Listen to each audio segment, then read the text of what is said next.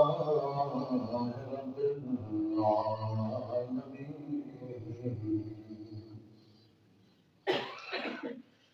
ولا عاقبة للمتقين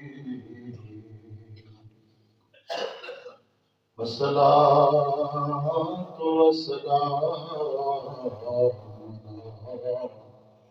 سيد الأنبياء والمرسلين وعلى آله وأصحابه أجمعين.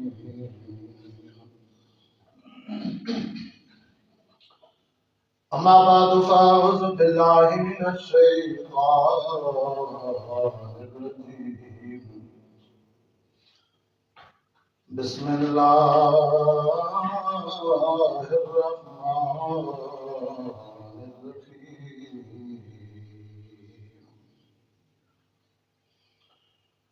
يا أيها الذين آمنوا كلوا من طيبات ما رزقناكم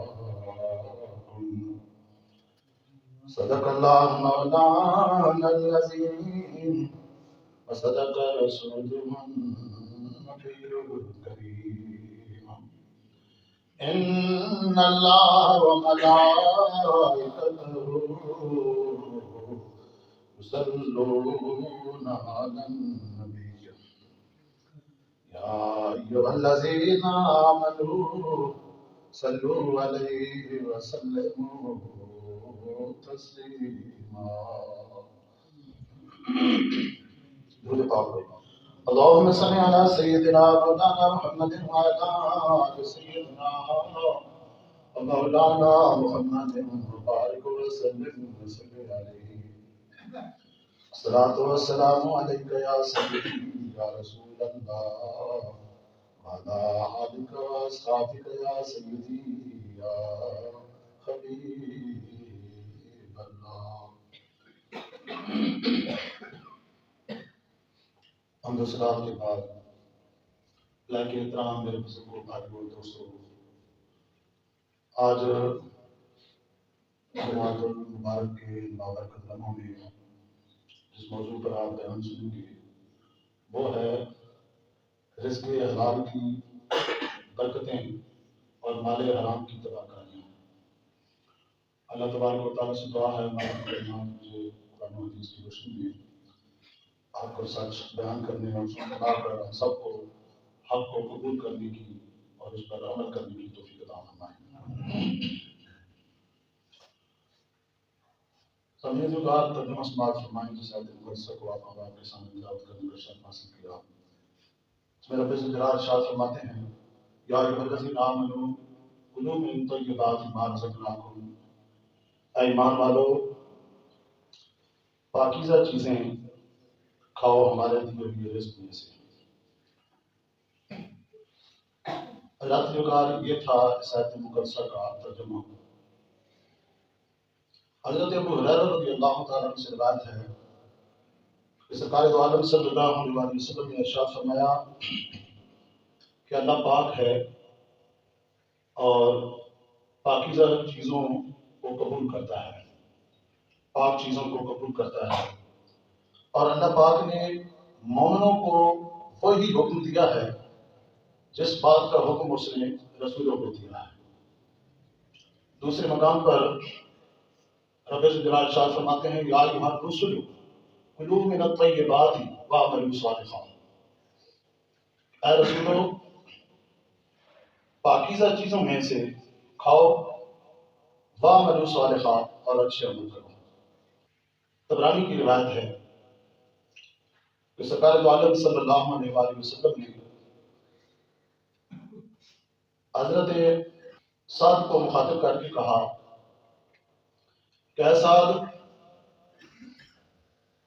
حلال مال کھاؤ، حلال کا لقمہ کھاؤ، اس سے تمہاری دعائیں قبول ہوں گی.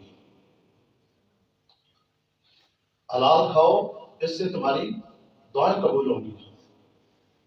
اور آگے فرمایا مجھے قسم ہے اس ذات کی جس کی قبضہ قدرت میں میری جان ہے کہ جب بندہ حرام کا ایک لقمہ اپنے پیٹ کے اندر ڈالتا ہے 40 دن تک اس کی کوئی نماز کوئی نیکی جو ہے وہ اللہ پاک کی بارگاہ میں قبول نہیں ہوتی۔ اور پھر فرمایا کہ جو گوشت حرام کی کمائی سے پیدا ہوتا ہے آگ اس کے زیادہ قریب ہوتی ہے۔ اور اسی کے ساتھ ایک اور روایت کو اگر میں جوڑتا چلا جاؤں یہاں پہ تو مزید مسئلہ جو ہے کھل کر سامنے آ جائے گا۔ سرکار دو عالم صلی اللہ علیہ وسلم نے یہ بھی ارشاد فرمایا کہ جو گوشت اور جو خون حرام کی کمائی سے پیدا ہو اس کے اوپر جنت حرام ہے، اور ایسا جسم جو ہے اور ایسا خون جہنم کے زیادہ مستحق ہے۔ حضرات وقار یاد رکھیں کہ حرام کا لقمہ جب ہم خود کھاتے ہیں نا اور اپنی اولادوں کو کھلاتے ہیں تو اس کے پھر انسانی جسم کے اوپر، انسانی عادات کے اوپر، انسان کے مزاج کے اوپر بھی اسی حساب سے اثرات مرتب ہوتے ہیں۔ رزق حلال کھائیں گے اور بیوی بچوں کو کھلائیں گے تو اس کے اچھے اثرات مرتب ہوں گے ہمارے بیوی بچوں اور ہمارے اوپر۔ جو انسان اپنے بیوی بچوں کو اور خود رزق حلال کماتا ہے اور کھاتا ہے اور اپنے بیوی بچوں کو کھلاتا ہے، رزق حلال کی یہ اثرات ہیں کہ رزق حلال جب اندر جاتا ہے تو وہ انسان کو نیکی کی طرف مائل کرتا ہے، برائی کی طرف مائل نہیں کرتا، وہ ہمیشہ نیکی کی طرف انسان کے دل کو دماغ کو راغب کرتا ہے، نیکی کی طرف انسان کے رجحانات جو ہیں وہ بڑھ جاتے ہیں۔ اسی طرح مال حرام کی تباہ کاریاں، اس کا اندازہ آپ اس بات سے لگا سکتے ہیں کہ حرام کا لقمہ جب ہمارے اپنے بدن میں پیٹ میں جاتا ہے یا ہمارے بیوی بچوں کے پیٹ میں جاتا ہے تو حرام کا لقمہ جب اندر جائے تو پھر ایسا شخص جو ہے وہ نیکی کو قبول نہیں کرتا، نیکی کی طرف اس کا رجحان نہیں ہوتا، اس کا رجحان ہمیشہ برائی کی طرف ہی ہوتا۔ آج کبھی آپ نے سوچا ہے کہ ہمارے بیوی بچے جو بے راہ روی کا شکار ہو جاتے ہیں، طرح طرح کی برائیوں کا شکار ہو جاتے ہیں، اس کی دیگر وجوہات کے ساتھ ساتھ ایک وجہ یہ بھی ہے، غور کرنے کی ضرورت ہے کہ ہم اپنے بیوی بچوں کو کہیں حرام تو نہیں کھلا رہے ہیں۔ اگر حرام کھلا رہے ہیں تو پھر ان سے کبھی بھی نماز کی اور اچھائیوں کی اور نیکیوں کی توقع نہ کرنا، ان کے نیک بننے کی کبھی بھی توقع مت کرنا، کیونکہ حرام کے اثرات ہمیشہ برے ہوتے ہیں۔ یہ رزق حلال ہوتا ہے جس کے اثرات جو ہیں پیٹ میں جاتا ہے تو اچھے مرتب ہوتے ہیں۔ آپ اپنے بیوی بچوں کو رزق حلال کھلائیں گے انشاءاللہ ان کا ذہن جو ہے اچھائی کی طرف، نیکی کی طرف جو ہے وہ مائل ہوگا، وہ 5 وقت کے نمازی بنیں گے، وہ قرآن سے محبت کرنے والے بنیں گے، اللہ اور اس کے رسول کے ساتھ محبت کرنے والے بنیں گے، وہ اچھے دوستوں کو، وہ بچیاں ہیں تو اچھی سہیلیوں کو پسند کریں گی، ان کا اٹھنا بیٹھنا اچھے لوگوں کے ساتھ ہوگا، اچھی صحبت اختیار کریں گے، اچھی محفلوں میں جو ہے اچھے دوستوں کا انتخاب کریں گے، اچھی محفلوں میں جائیں گے۔ تو حضرات کا رزق حلال اور رزق حرام، رزق حلال کی برکتیں کیا ہیں اور رزق حرام کی جو ہیں تباکاریاں کیا ہیں۔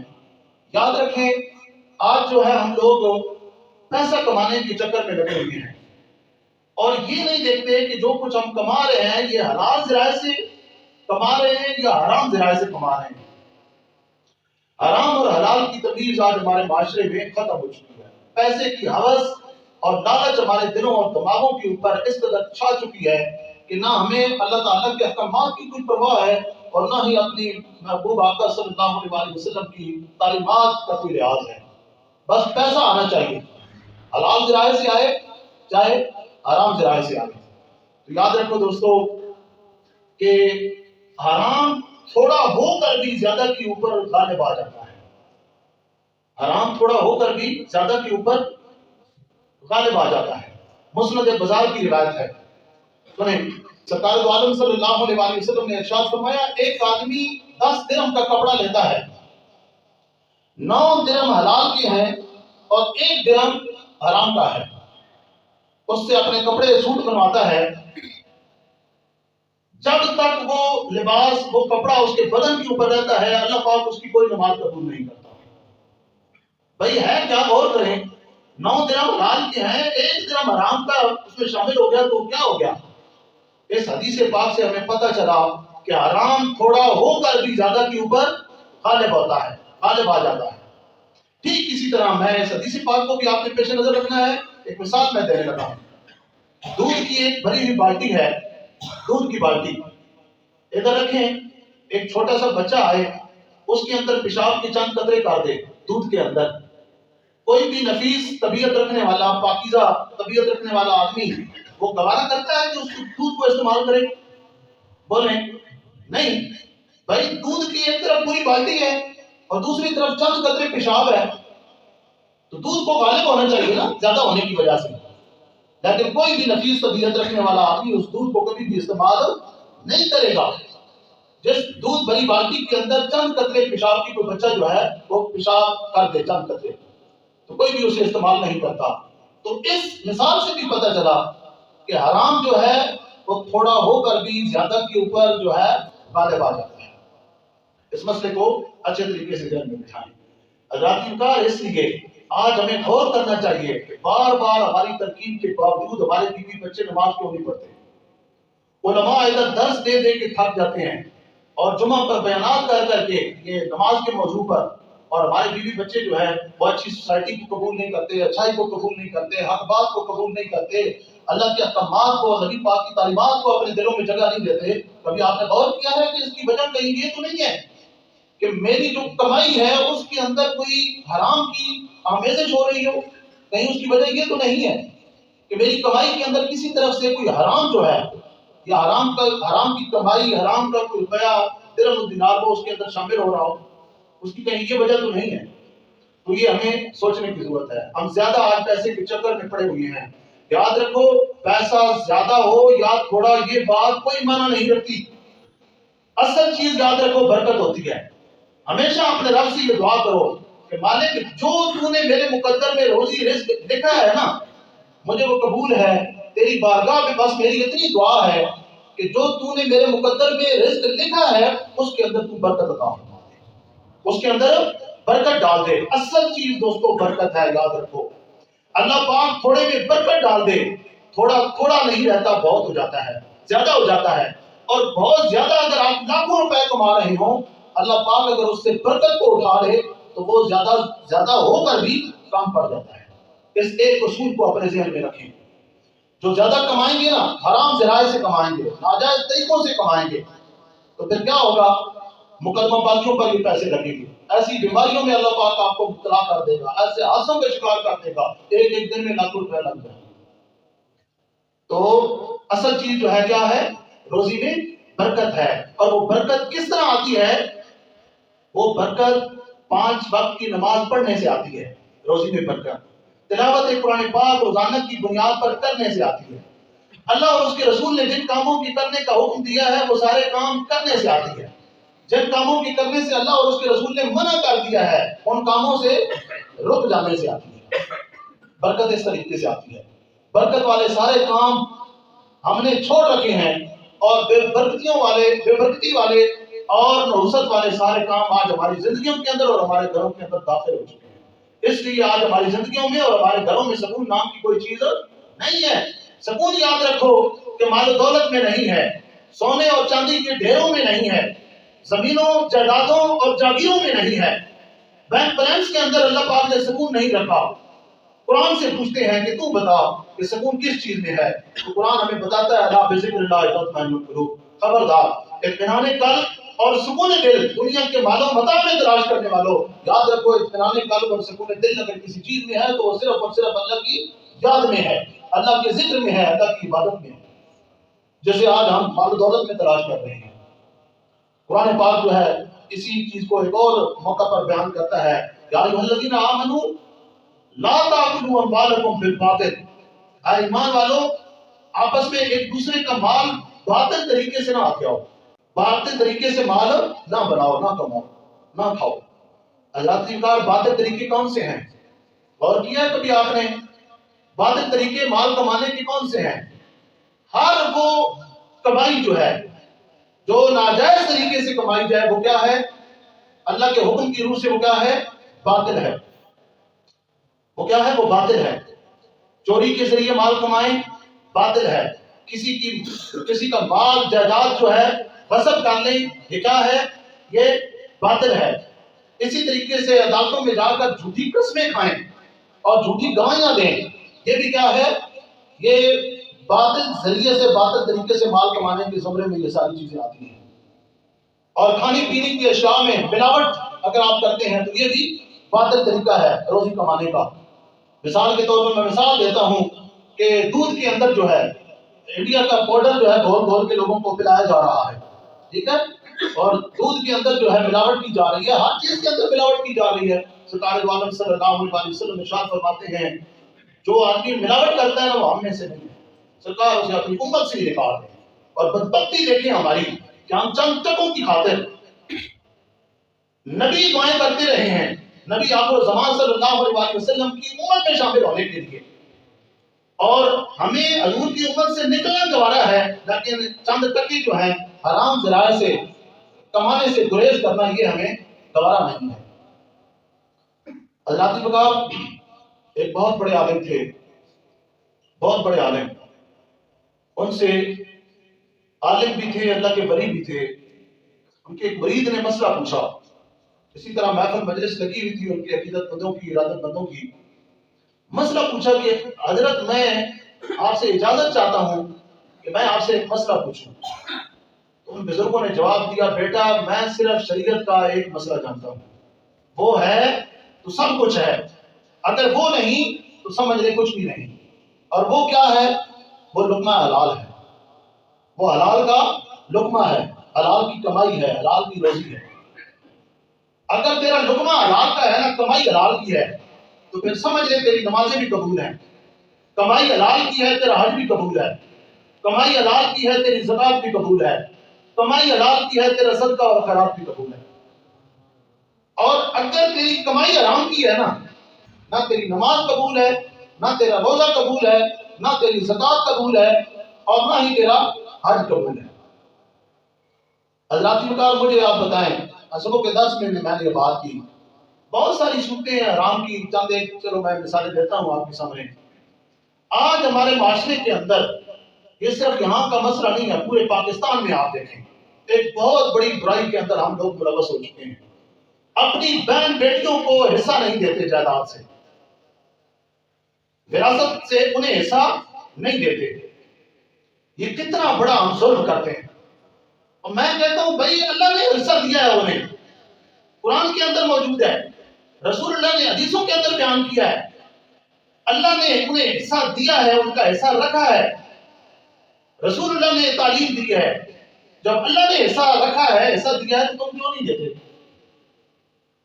ایک آدمی اپنی بہن کی، اپنی بیٹی کا حصہ مار کے حج کو چلا جاتا ہے، مجھے بتایا حج اس کے منہ پر مار دیا جائے گا یا نہیں؟ وہ آ جاتا ہے سوٹڈ بوٹڈ ہو کے جناب مسجد کی طرف، ٹھیک ہے، ہر اذان کے بعد آ جاتا ہے. مجھے بتائیں کہ ایسے آدمی کی نماز اس کے منہ پر مار دی جائے گی یا نہیں؟ اور یہی لوگ پھر بڑے بڑے جرگوں میں جا کر بیٹھتے ہیں، ہے جی، دوسروں کے معاملات میں انصاف کر رہے ہوتے ہیں. اور خدا کے بندے، تو نے تو اپنی بہن کے ساتھ انصاف نہیں کیا، اپنی بیٹی کے ساتھ انصاف نہیں کیا، تو دوسروں کے ساتھ جا کر کیا انصاف کرے گا؟ تو حضرات وقار یہ یاد رکھیں، یہ جتنے لوگ بھی ہیں، کل یہ نہ کہنا قیامت کے دن ہمیں کسی نے بتایا نہیں. علماء کہنا. اب یہ دیکھیں حضور علیہ تحیت والسلام نبوت کا سلسلہ دروازہ جو ہے وہ کیا ہو چکا ہے؟ بند ہو چکا ہے. اب قیامت تک دین اگر آپ تک پہنچنا ہے یا کسی نے بتانا ہے تو وہ کون ہے؟ وہ علماء اکرام کی جماعت ہے. ہم نے آپ کو بتانا ہے جائز کیا ہے، ناجائز کیا ہے، حلال کیا ہے، حرام کیا ہے، صحیح کیا ہے، غلط کیا ہے، یہ سب کچھ علماء نے بتانا ہے. اور اگر ہم لوگ نہ بتائیں نا، سرکار فرماتے ہیں ایک حدیث پاک میں نے پڑھی ہے کہ سامنے غلط ہو رہا ہو اور جو حق کو حق نہ کہے وہ گنگا شیطان ہے. وہ کیا ہے؟ گنگا شیطان ہے. آج عجیب قسم کا دور آ گیا ہے، ہم اگر حق کو بیان نہ کریں تو اللہ رسول کے مجرم بنتے ہیں، گنگے شیطان بنتے ہیں. اور حق کو اگر حق کہیں اور بیان کریں تو لوگ جو ہے ہمارے دشمن بن جاتے ہیں. بھائی شریعت کیا یہ ہے کہ آپ کی پسندیدہ مسائل آپ کے سامنے بیان کیے جائیں؟ آپ کی پسند کی شریعت آپ کے سامنے بیان کی جائے؟ یا دین سارے کا سارا بیان کرنا ضروری ہے؟ مجھے بتائیں، سارے کا سارا بیان کرنا ضروری ہے نا؟ قرآن کے اندر حکم ہے یا ایھا الذین آمنوا ادخلوا فی السلم کافہ، اے ایمان والوں پورے کے پورے اسلام کے اندر داخل ہو جاؤ۔ اور ہم نے کیا بدماشی شروع کر رکھی ہے؟ ایک ٹانگ ہماری اسلام کے اندر ہے، ایک قدم، دوسرا قدم ہم نے باہر رکھا ہوا ہے، اپنی پسند کے، اپنے بارے کے، اپنے مفاد کے، ٹھیک ہے؟ جو مسائل ہیں وہ ہمیں قبول ہیں، اور جو خسارے کے سودے ہیں جن میں نقصان ہے مالی طور پر کسی حوالے سے، وہ ہمیں قبول نہیں ہے۔ یہ کیسا اسلام ہے بھائی؟ تو ذاتی وقار اپنی نمازوں کی قبولیت چاہتے ہو، اور اپنی اولادوں کو اگر نیک دیکھنا چاہتے ہو، اور تم چاہتے ہو کہ ان کی عادتیں اچھی ہوں، آگے وہ اللہ اور اس کے رسول کی اطاعت کرنے والے ہوں، اللہ رسول کے فرما بردار بنے، اور پھر اللہ اور اس کے رسول کی فرما برداری کی برکت سے وہ آپ کے وفادار بنے، تو پھر ہمیں اس طرف توجہ دینی ہوگی کہ اپنی کمائیوں میں حرام کے ایک لقمے کی بھی آمیزش نہیں ہونے دیں۔ حرام کی ایک روپے کی ایک لقمے کی بھی ہم نے اپنی زندگیوں کے اندر، اپنے گھر کے اندر، اپنے پیٹ کے اندر اس کو داخل نہیں ہونے دینا۔ حضرات مقدار بہت ساری اس طرح کی احادیث مبارکہ ہیں، بہت ساری اس طرح کی جو ہے وہ مثالیں پیش کی جا سکتی ہیں رزق حلال اور مال حرام کے حوالے سے۔ نمازیں یاد رکھیں، شروع میں جس طرح کہ میں نے بیان کیا ہے نا کہ اس آدمی کی نماز قبول نہیں ہوتی۔ 10 درہم کا ایک کپڑا خریدتا ہے، 9 درہم حرام کے ہیں، 1 درہم جو ہے حرام کا ہے، جس وقت تک اس کے بدن کے اوپر ہے اللہ پاک اس کی نماز قبول نہیں کرتا۔ دوسری بات یہ ہے کہ آج ہمارے بچے ہیں، یہ جوان ہو رہے ہیں، یہ آپ کو دیکھیں گے نا کہ میرا باپ جو ہے نہ حلال کی کوئی تمیز کر رہا ہے نہ حرام کی۔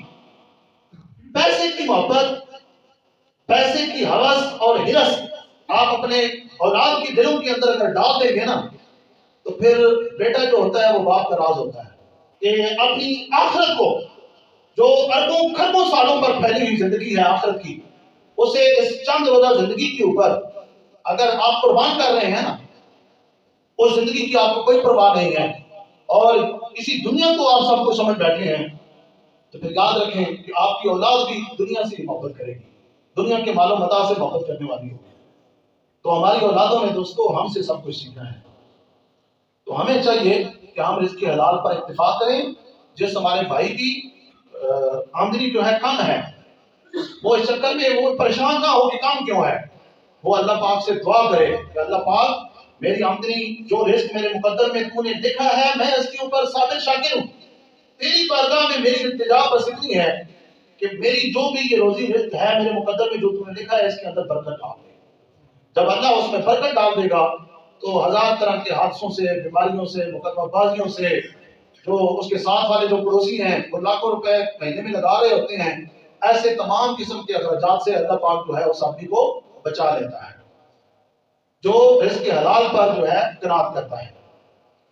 مال حرام کے حوالے سے ایک اور بات بھی ذہن میں رکھیں کہ ایک آدمی چوری کرتا ہے، ڈاکہ ڈالتا ہے، وہ چوری شدہ مال آگے جا کر دکاندار کو بیچتا ہے، کسی دکاندار کو جا کر بیچتا ہے، اور دکاندار کو اگر پتہ ہے کہ یہ مال چوری کا ہے، ڈاکے کا ہے، تو وہ بھی سمجھ لیں کہ اس گناہ کے اندر برابر بھی شریک ہے۔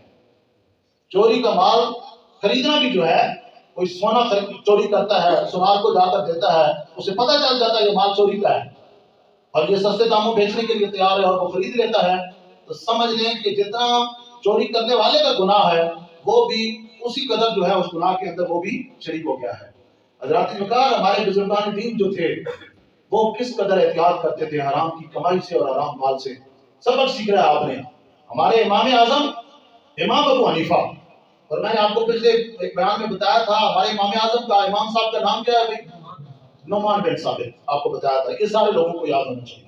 فقہی مسائل میں جن کی ہم تقریر کرتے ہیں ان کا نام کیا ہے؟ وہ ہمارے امام ہے، امام اعظم نام کیا ہے ان کا؟ یہ کلیت ہے نعمان بن ثابت رحمۃ اللہ تعالی علیہ۔ آپ کے تقوی کا اور خوف خداوندی کا عالم کیا تھا، کس قدر اس کے حلال کے اوپر قناعت کرنے والے تھے۔ سنیے توجہ سے آپ نے بات سنی ہے۔ آپ کے بارے میں آتا ہے آپ کی کپڑوں کی دکان تھی، تاجر تھے، کپڑوں کی تجارت کیا کرتے تھے. آگے ایک ملازم رکھا ہوا تھا. آپ صبح صبح اکٹھا مال آیا، مختلف کپڑوں کے تھان تھے، تو وہ ملازم بھی آیا. تو آپ نے کپڑوں کا ایک تھان جو ہے جب دکان کھولی نا، بہت سارے تھان اکٹھا مال آیا دکان میں خریدا آپ نے، تو ایک تھان جو ہے وہ داغدار تھا، اس کے اوپر داغ لگے ہوئے تھے. آپ نے ایسا کیا، ہم تو بس مال بیچنے کی کوشش کرتے ہیں نا، جیسا تیسا ہو. آپ نے اس تھان کو الگ کر دیا کہ اس کو بیچنا نہیں ہے، اسے واپس کرنا ہے. اور وہ ساری دکان اور معاملات سارے حوالے کر کے ملازم پہ چلے گئے. شام کو جب واپس آپ دکان پر آئے نا، تو آپ نے پوچھا کہ وہ ایک تھان میں نے الگ کیا تھا، اس کے اوپر داغ لگے ہوئے تھے، وہ تھان کدھر ہے؟ اس ملازم نے کہا کہ حضرت ایک آدمی آیا، دکاندار تھا کوئی، اس نے پورے کی پورے تھان لیے اور اس تھان کو بھی اس نے پسند کیا، تو میں نے تو وہ تھان بھی اسے دے دیا ہے دیگر تھانوں کے ساتھ. تو امام اعظم امام ابو حنیفہ رحمۃ اللہ تعالی علیہ آپ پریشان ہو گئے اور پریشانی کے عالم میں پوچھا کہ کیا اس خریدار کا گھر جانتے ہو؟ وہ کس علاقے کا رہنے والا تھا یا اس کا نام جانتے ہو؟